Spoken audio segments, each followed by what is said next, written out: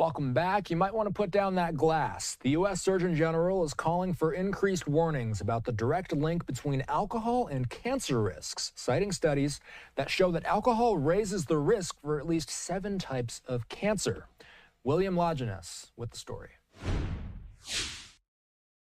You may want to think before you take your next drink. Surgeon General Vivek Murthy calling for updated labels on alcoholic beverages, warning Americans about cancer risks associated with drinking. I don't think it would make any difference. If people want to drink, they will drink regardless of any warnings. It's like with the smoking. Well, I think even though it might not help, it might make people stop and, take a second thought about it. So in that respect, it may help a little bit. Alcohol consumption, including hard alcohol, beer, and wine, can increase your chance of cancer, including liver, breast, throat, and colorectal cancer.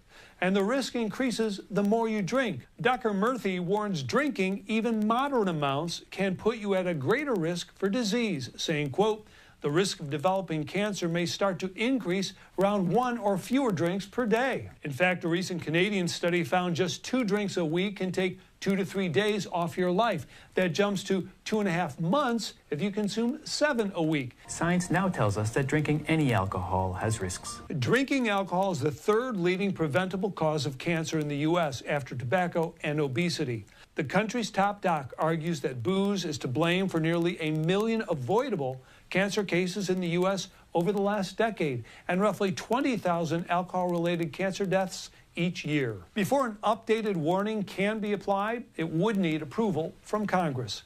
In Los Angeles, William Lajeunesse, Fox News. All right, this is a talker, as you can imagine. A lot of people fascinated in this. Dr. Erica Schwartz standing by. Doctor, how much of this is new information? I don't think anybody thought alcohol was good for you. So what's new about what we learned this week? We learned that finally the government is supposed to be getting involved now because the Surgeon General has now come up with the idea that we need a black box warning for alcohol.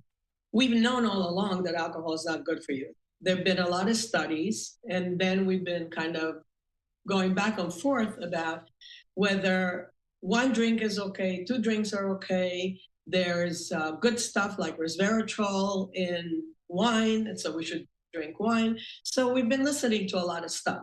Then COVID came on. And when COVID came on, people had nothing to do except for drinking.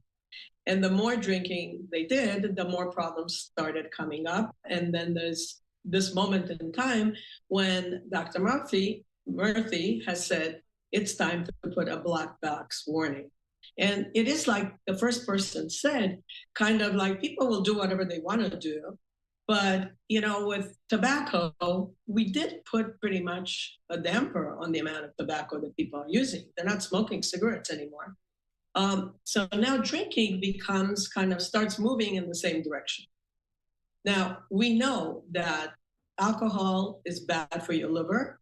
We know that alcohol increases the risk of cancer in a lot of places like liver, colorectal, but also we know in women, alcohol increases the risk of breast cancer. So we've known all of this stuff. Now the question is, are we going to do anything about it at the federal level, or are we going to continue the conversation?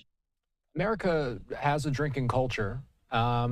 Is this a sign that the health and the science perhaps is catching up with the social aspects and the popularity of drinking? Yeah, and I think that it all came kind of to a head when nobody had anything to do and sat home and drank, because when we made liquor stores essential businesses during COVID. So I've seen in my practice more and more people drinking more than ever before because they had nothing else to do. I got to ask you, because there's going to be a lot of people at home rolling their eyes, thinking, well, the news, it's their job to tell us the bad news about these things sometimes. Right. How much alcohol is okay? That's a good question. Everybody's different. Some people, and I think it's about learning to take care of ourselves and understand ourselves, because each one of us is different. Some of us will have one glass of wine and get nauseous and throw up and not feel so good. So others can take 10 glasses of wine or some liquor and feel fine. The thing is that there are people, just like with smoking, that smoke a whole lifetime and they never get lung cancer. And then there are people who smoke 2 packs of cigarettes and come down with lung cancer and emphysema. So it's about owning our own life, not getting scared. And that's where the government comes in and scares us by saying things like, this is bad, it's going to cause cancer, which it's true that it will cause cancer. It increases the risk. We've known it for a long time. It's just a matter of maybe educating ourselves to take responsibility for ourselves and not be scared. So, in your opinion, would it make sense to have a cancer warning on alcohol? I'm not a drinker, so you have to know who you're dealing with. So I'm not a drinker. And I stopped drinking when I was 40 altogether. So it means it's about what you do to stay healthy. And my business, what I do for a living, is I work in wellness and disease prevention. So drinking alcohol is not part of disease prevention. So I think we're going to have to just wait and see how this plays out. We'll see if any warnings do get attached to our drinks. And I would assume there's state laws that have to do with a lot of this stuff, too. We're not just talking about federal regulations here.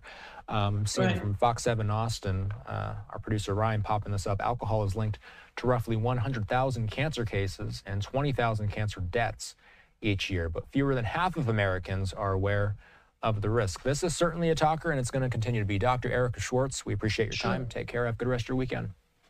You too. Thank you.